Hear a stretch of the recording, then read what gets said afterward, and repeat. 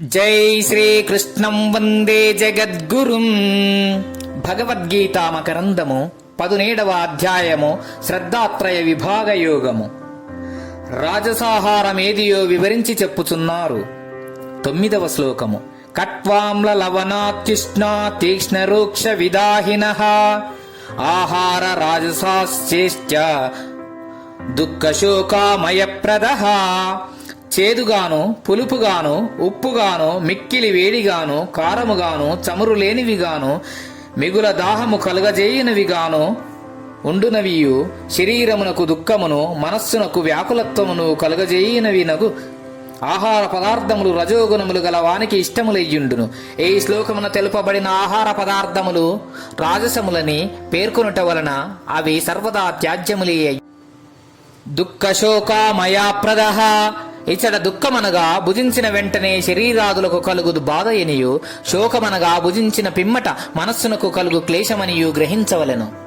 కొందరు ఉష్ణ అను పదమునకు ముందున్న అతి అను విశేషణమును కట్వాది పదములన్నింటికి అన్వయించి అర్థము చెప్పిరి. కాని అట్లు చేయుట సమీచీనముగా కనపట్టలేదు. ఏలైనా అత్తరి అతి కటుత్వము నిషిద్ధమని, అల్ప కటుత్వము గ్రాహ్యమని అర్థము వచ్చును. అది అసమంజసమేయగును.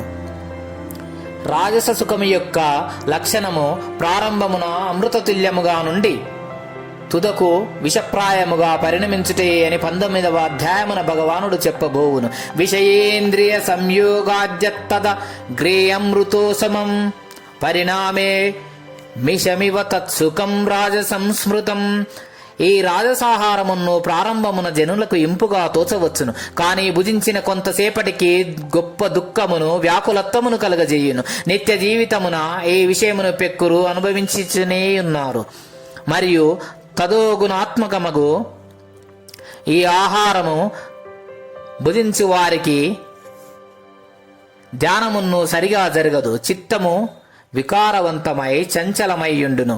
అత్తరి కొద్దిసేపైనను మనస్సు నిశ్చలముగా నుండదు. జంతువులలో కూడా రజోగుణ ఆహారమును, మాంసాదులను భుజించు సింహము, పులి, ఎలుగుగొడ్డు అతి చంచలములై క్రూరములైయుండును.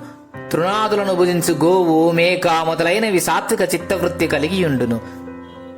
అమయప్రదః అని చెప్పుట వలన రాజసాహారము ఆరోగ్యమునకు కూడా చెడగొట్టి వ్యాధులను కలుగజేయునని తెలియచున్నది. కాబట్టి ఆరోగ్య భంగకరములకు, దుఃఖ శోకప్రదములను, ధ్యాన ప్రతిబంధకములుగాను అగు రాజసాహారము పదార్థములను ముముక్షువులు ఎన్నడూను గ్రహించరాదు. అట్టి ఆహారంపై ఎప్పుడైనా ఇష్టము కలిగినచో తన ఎందింకను రజోగుణము ఏ కోశమందును కలదని నిశ్చయించి దానిని తగద్రోయుటకై యత్నించవలెను.